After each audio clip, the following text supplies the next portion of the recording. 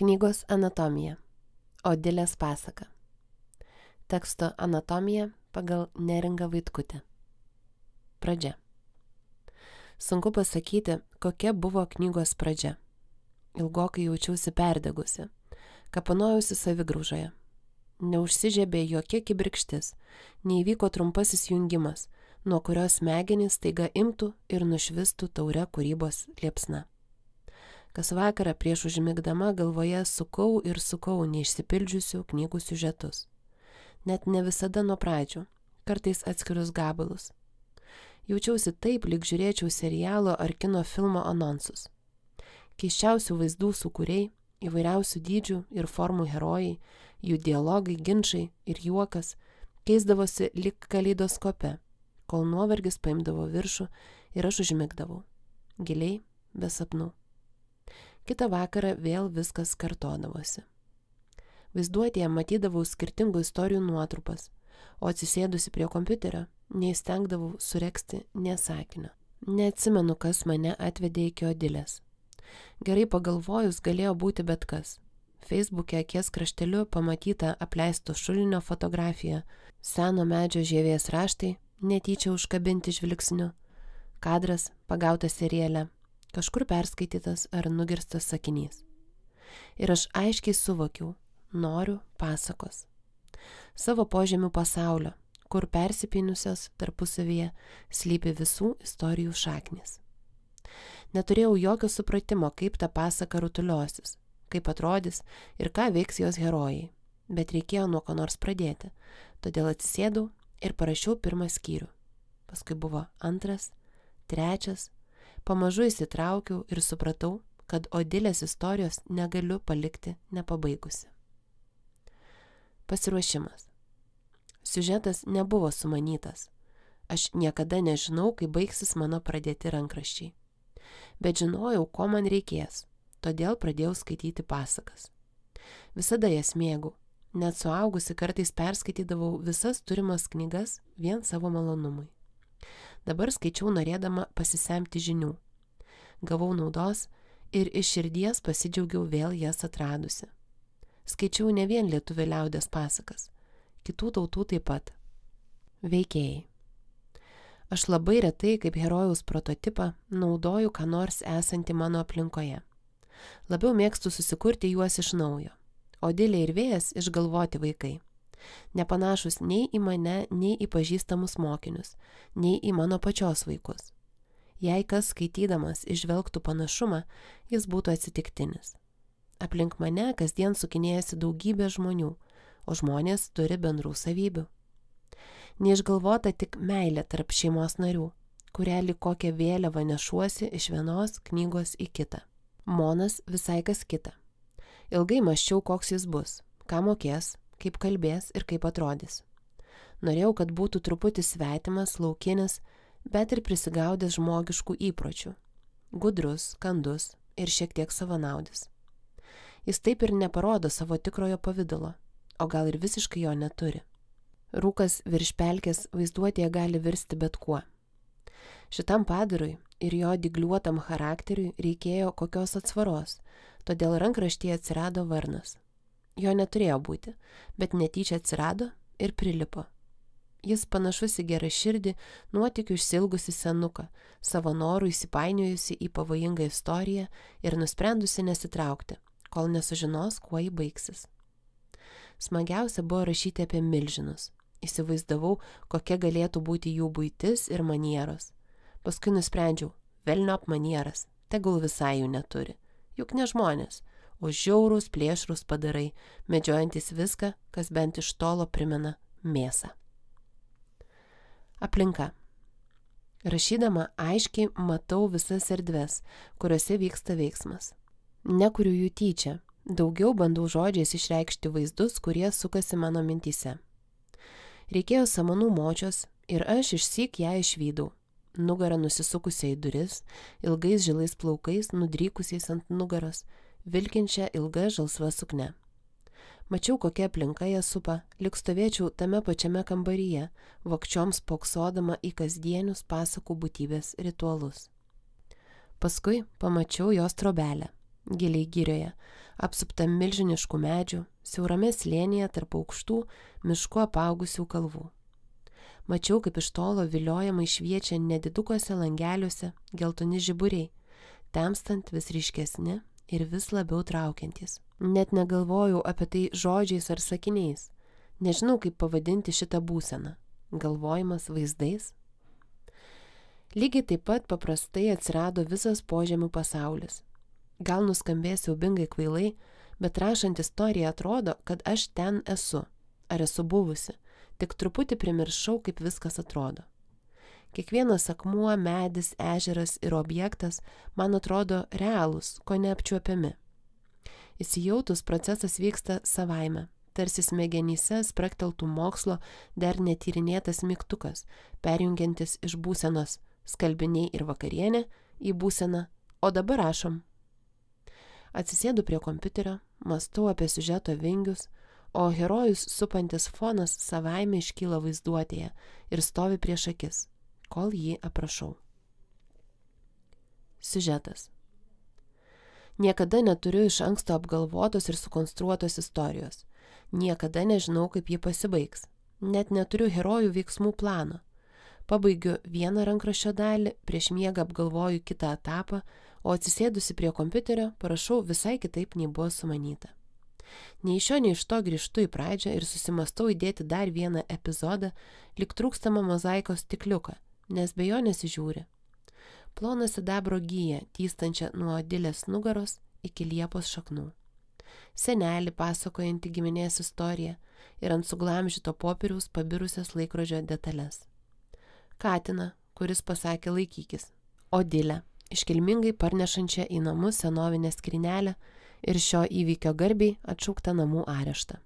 Šungrybis mano ausyje, tarsi jo moniškos savijautos rodiklį. Krekždės, uodega sukarpiusias audinio atraižas drabužiams. Ar be gailesčio išbraukiu ir perrašau ištisą skyrių, nes tiesiog, be jokios logiškos priežasties. Taip atsirado Odilės broliukas Vėjas, apie kurį pradžioje vos užsiminiau, o vėliau nusprendžiau skirti jam daugiau dėmesio. Ar storas gražus katinas, kurio visai nebuvo. Nauji herojai atsiranda savaime, tarsi nukrenta iš dangaus. Ir, kas keisčiausia, nieko nesujaukia.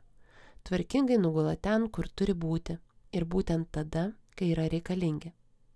Truputį primena nelauktai užgriuvusius svečius, kurių apsilankimas suteikė daugiau džiaugsmo nei rūpesčių. Buvo epizodų, kurių beveik nejudinau, nebent atskirus bjauriai skambančius sakinius. Savaime atsirado Mono pelkynas, miklusis raitelis, smilgų laukai, kova su slibinu ir stebuklingų obuolių sodas.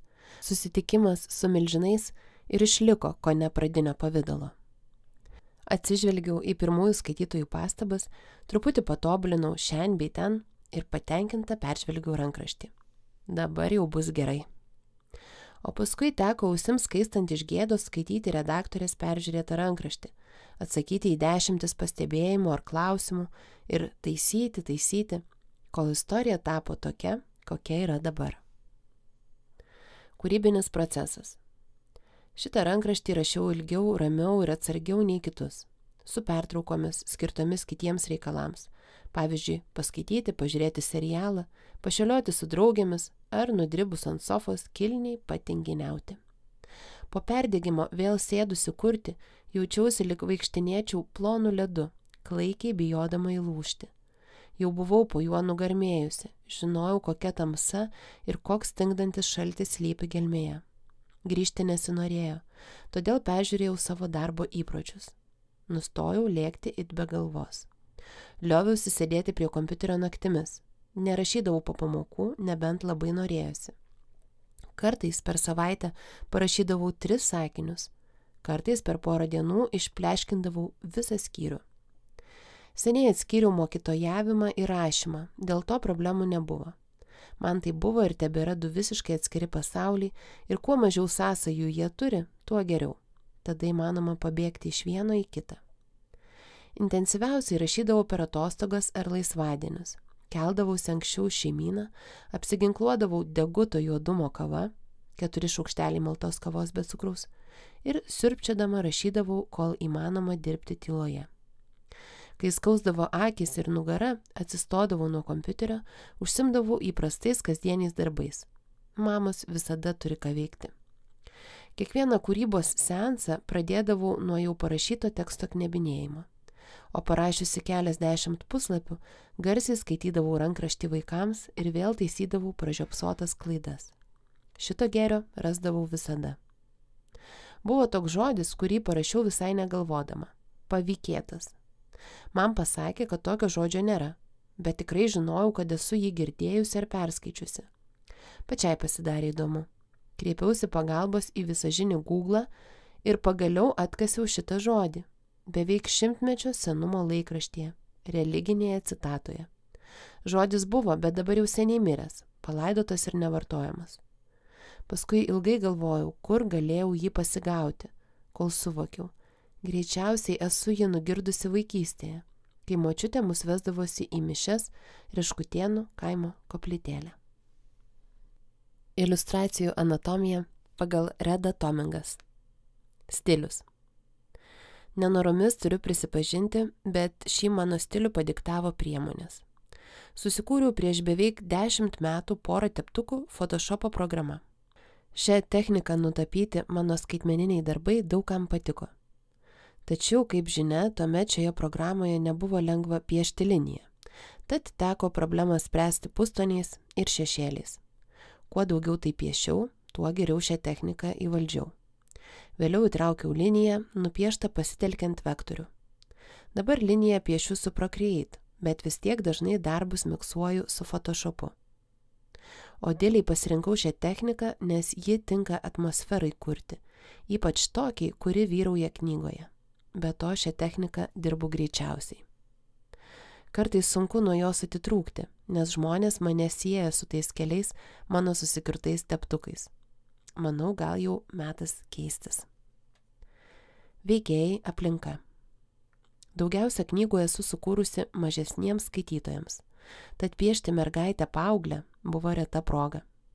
Namie sukinėjasi vienas toks personažas, tad Odilė eskizuose vilki į mano dukros panašiais drabužiais. Knygoje pagrindinė veikėja greit kasdienius drabužius nusimetė ir apsirengė mano vadinamais belaikiais apdarais. Madas piešti mėgstu, bet Odilė neilgai jas demonstravo. Haha. Mieliausia man piešti gyvūnus. Ypač šiek tiek pavojingus, su gausybė dantų, gal net įsiūčio momentu. Žodžiu, kietus. Knygoje tokių tikrai netrūksta, net zuikiai čia kieti. Skaitytojams siūlyčiau atkreipti dėmesį į Odilės plaukus, kas su jais vyksta beskaitant. Siužetas. Manau, spręsdama, kurias istorijos vietas ir detalės perkelti į iliustracijas, vadovavausi pusiau intuicija, pusiau racionaliai suvokiu, kas patraukliau įtraukiau atrodys piešinyje. Šioje knygoje kiekviename skyriuje vis pasirodydavo nauja būtybė, tad apsispręsti sunku nebuvo. Rinkausi dramatiškiausius momentus. Pavyzdžiui, skyriuje, kur vilkas neša Odilę palei tamsos kraštą, galėjau vaizduoti mergaitę stambiu planu, rėkiančią ir rankomis spaudžiančią ausis, bet man labai knietėjo pažaisti su tamsa, perteikti tą gana klaikų jausmą, ką reiškia balansuoti ant nežinomybės krašto. O štai Slibiną norėjau nupiešti tokį didelį, kad tik jo galva į puslapį tetilpo. Jei būčiau jį piešusi matomą visą, Odilė te būtų taškelis, o man norėjosi parodyti jos narsą ir aplink svylančius kaulelius. Kūrybinis procesas. Buvo netikėta ir labai smagu, kad leidykla Neringos knygai pasirinko mane. Nors tiesiogiai su autorė susirašėme jau baigus iliustruoti knygą, bet dar piešiant mane pasiekdavo žinios, kad autoriai labai patinka iliustracijos. Ypač įsiminė jos pritarimas palikti tokią didelę samanų močią, kokią nupiešiau. Labai keista, bet kaskart baigusi piešti knygą nebegaliu pasakyti, kiek trukau. Kadangi tu, kaip knygos dizainerė, labai pagelbėjai su idėja skyrių pradžių vinjetėms, darbas ėjosi kaip per sviestą. Jaučiausi kaip žuvis vandenyje. Vienintelis keblumas gal buvo darbas Procreate programa. Aš jau turėjau nusistovėjusią tvarką kompiuteryje, daugybę failų, milijoną sluoksnių Photoshopo failuose ir staiga daug kas pasikeičia. Sluoksniai riboti, daug ko pasigėdau programoje. Tai vienintelis dalykas, kuris, manau, ėjosi ne taip sklandžiai kaip visada. Labiausiai ši knyga skiriasi nuo kitų spalvomis, tiksliau jų nebuvimu. Iki tol esu piešusi nespalvotai tik 3 knygoms. Darbas su šia knyga sutapo su vienu didžiausių sprendimų ir įvykių pastaraisiais metais. Pagaliau išdrįsau išsinuomoti savo studiją. Tad piešdama skaitmeniniu būdu rasdavau laiko ir tapybai bei mediniams objektams. Knyga tikrai savaip įsiliejo ir į analoginę kūrybą. Pritapiau kaukulių, piktų šunelių ir nepatenkintų katinų. Iš medžio sukūriau piktokų gyvūnų seriją. Knygas piešiu labai spalvotas ir linksmas, bet tapyti norėčiau tamsesnėmis temomis, suaugusiems. Tad šiek tiek tamsos Odilės pasakoje buvo labai laukta permaina. Nepamenu, kad būčiau strigusi, bet perpiešti šį bei tą reikėjo. Labiausiai dėl nespalvotos spaudos specifikos. Teko daug ką pašviesinti. Pabaigą buvau nupiešusi per daug pažodinę. Leidykla patarė išspręsti kitaip. Knygoje yra 10 didelių iliustracijų ir gausybė įžanginių skyrių iliustracijų, viniečių. Vinietes kūriau lyg animaciją. Pamėginsiu vieną dieną sudėti visas krūvon ir pažiūrėti, kas ten dedasi su Odilės plaukais. Eskizų buvo daug. Kažkaip iš karto Odilė man nusipiešė tamsiaplaukį, vilkinti bomberį, bet kaip gerai, kad jos plaukai šviesus. Antrai būtų buvę sunku tamsiame fone tamsius plaukus piešti. Įmanoma, žinoma, bet taip geriau atrodo. Na, o mano diena tokia. Keliuosi anksčiau už visus, kad apipurkščiau visus terariumus pilnus ištroškusių būtybių. Išlydėjusi namiškius patraukiu pėstute arba važiuoju traukiniu iki savo studijos. Ten piešiu tiek, kiek žmonės dirba kontorose. Bet neretai lieku iki vėlaus vakaro užsimti menais savo malonumui. Nors man knygas iliustruoti irgi labai malonu. Gyvenu Taline, Estijoje. Studiją dalinuosi su kita estų iliustruotoja, Lisa Krusmagi. Tad kavą gerdamas aptarinėjom įvairiausias temas. Kai pavargstu spoksoti į kompiuterį, nulipdau kokį šliužą, pagirdau savo gyvalasdes, palaistau augalus, gal patapau. Tada iliustruoju toliau. Ačiū. Kalbino ir skaitė Kotryna Zylė. Projekto namai Vaikų žemė. Projektą iš dalies finansuoja Lietuvos kultūros taryba. Garso įrašas darytas Vilniaus Adomo Mickevičiaus bibliotekos kūrybos laboratorijoje. Šios knygos kūrėjų biografijas ir daugiau knygų anatomijų rasite adresu knygukūrėjai.lt.